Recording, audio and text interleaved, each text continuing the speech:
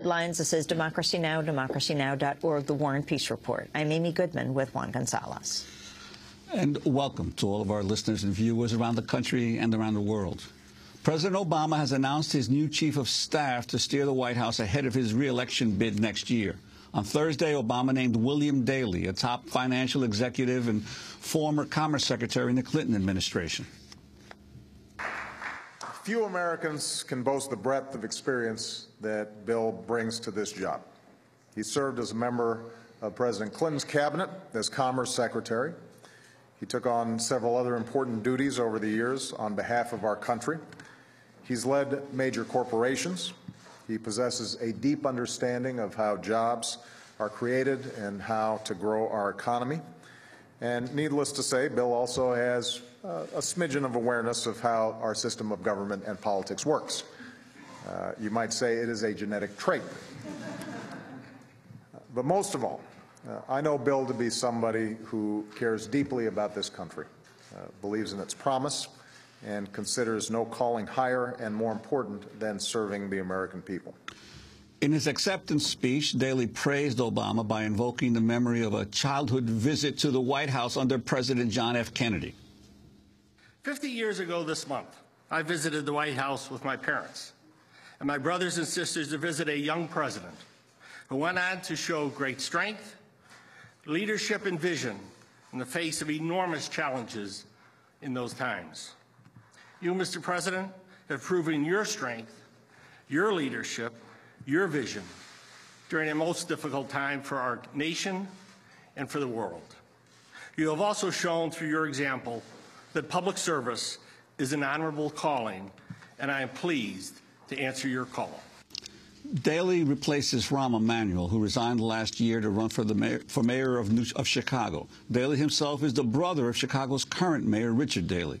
The news media has widely described the appointment as an attempt to mend Obama's supposed frayed ties to Wall Street. Bill Daley served as Commerce Secretary under President Clinton and played a key role in orchestrating the North American Free Trade Agreement. He's the Midwest chair of JPMorgan Chase, a board member of the pharmaceutical giant Merck, and former head of telecommunications giant SBC, where he lobbied heavily for deregulation of the phone industry. Daley's appointment has raised eyebrows, in part over his apparent opposition to two of President Obama's biggest domestic initiatives so far. As a JPMorgan executive, Daley rejected the administration's request to publicly support establishing the Consumer Financial Protection Agency and the overhaul of financial regulation. And in an interview with the New York Times last year, Daley criticized the administration's top domestic policy achievement, health care reform. Daley said, quote, "They miscalculated on health care. The election of '08 sent a message that after 30 years of center-right governing, we'd move to center-left, not left."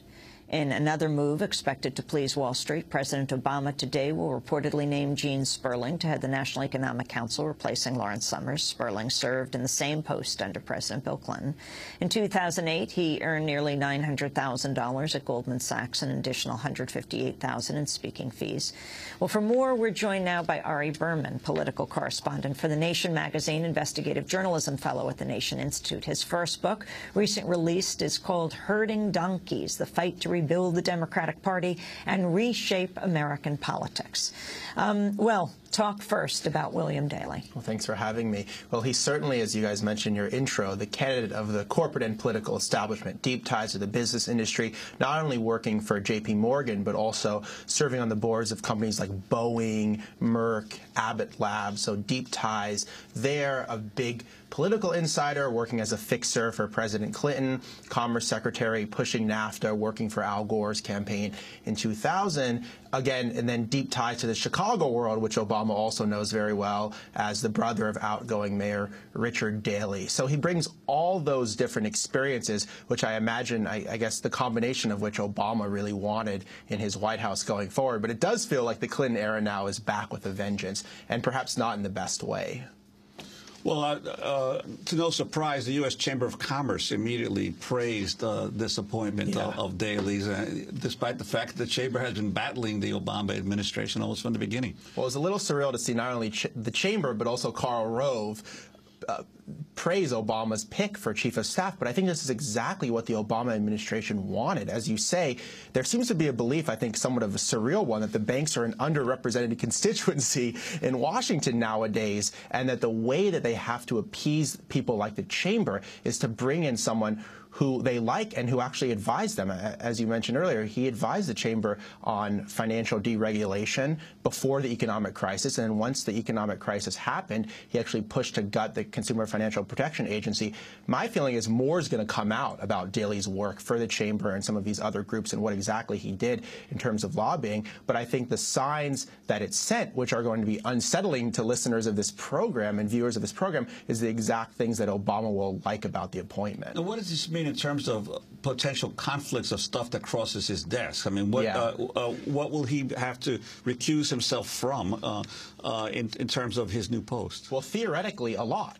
I mean, JPMorgan is a huge company with all sorts of issues before the federal government, Boeing, obviously when it comes to Merck and Abbott Labs, I mean, the whole healthcare bill. So it'll be very interesting. I mean, as chief of staff, he is the main gatekeeper now for the Obama White House, and he has all manner of corporate relationships. It's going to be very delicate for him to manage that. We won't really know, honestly, in a lot of cases. Is he recusing himself? What's going on? There's not exactly like there's a clear watchdog for the chief of staff. So this is something that people are going to have to focus on very closely going forward.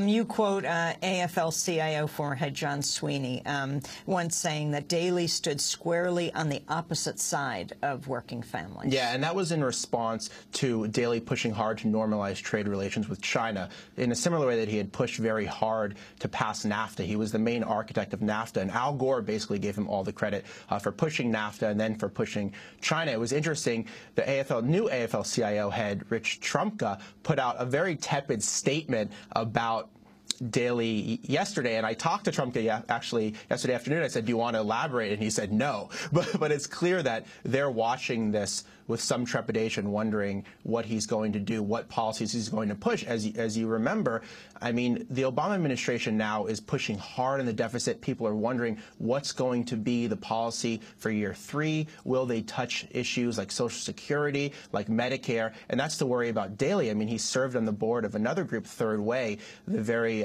pro-corporate centrist Democratic group. And one of the things that they praised him for was his work on, quote, reforming entitlements, which sounds to a lot of people now like code words for gutting Medicare and Social Security. So people are watching this closely and wondering what's going to happen as a result of Daley being in there. And what about Gene Sperling? Because obviously JPMorgan Chase Goldman Sachs was worried that JPMorgan Chase would have an inside track with Daley, so now he names Gene Sperling, formerly of Goldman Sachs. I'd say Gene Sperling is less of Goldman Sachs than Bill Daley is of JPMorgan. I mean, he was there for a brief period of time. He did make a lot of money, but he was advising them more on charitable giving. So I don't think he's a total corporate insider. I think the progressives that I talked to, they weren't thrilled with Sperling, but they weren't unhappy with him either. He's viewed as somewhat of a neutral broker. In the Clinton administration, he did push for NAFTA policies like that. He also did push for more spending. He wrote a book called The Pro-Growth Progressive that's tried to balance Clintonomics with some more progressive economics. So I think he's viewed as more of a fair broker. But again, the Clinton team is being reinforced here. And the worry is, in the same way that Clinton triangulated post-94, will Obama do his own version of that going forward? He certainly has the team in place now to go do that. Remind people, in terms of Daley, what the Consumer Protection Agency is all about that was set up and what his opposition to it means. Yeah, well, it was going to be the watchdog, and it's going to be the watchdog for basically ordinary people to stem credit card abuses and financial industry abuses and to actually have some power inside the federal government to do something about it, which previously didn't exist. And so that's why the banks and the credit card companies and other people were so adamant in terms of opposing it, and that's why Daley, as head of lobbying basically for JPMorgan, didn't want it in the bill. It was very much a flashpoint of controversy in this whole financial protection I want to bill. read a quote from a December 2009 opinion piece by Bill Daley for the Washington Post. Daley wrote, quote, "The Democratic Party has a critical decision to make. Either we plot a more moderate centrist course or risk electoral disaster and not just in the upcoming midterms, but in many elections to come. All that is required for the Democratic Party to recover its political footing is to acknowledge that the agenda of the party's most liberal supporters has not won the support of a majority of of Americans, and based on that recognition, to steer a more moderate course on the key issues of the day, from health care to the economy to the environment to Afghanistan.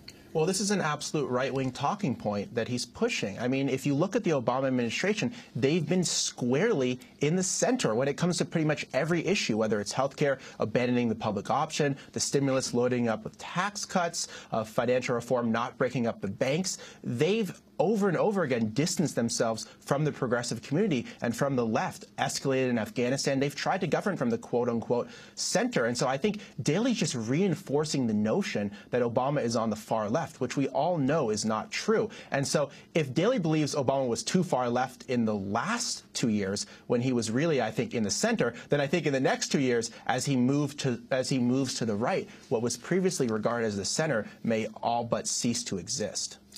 Ari Berman, I want to thank you for being with us, political correspondent for The Nation magazine and investigative journalism fellow at the Nation Institute. His new book is called Herding Donkeys: The Fight to Rebuild the Democratic Party and Reshape American Politics. This is Democracy Now!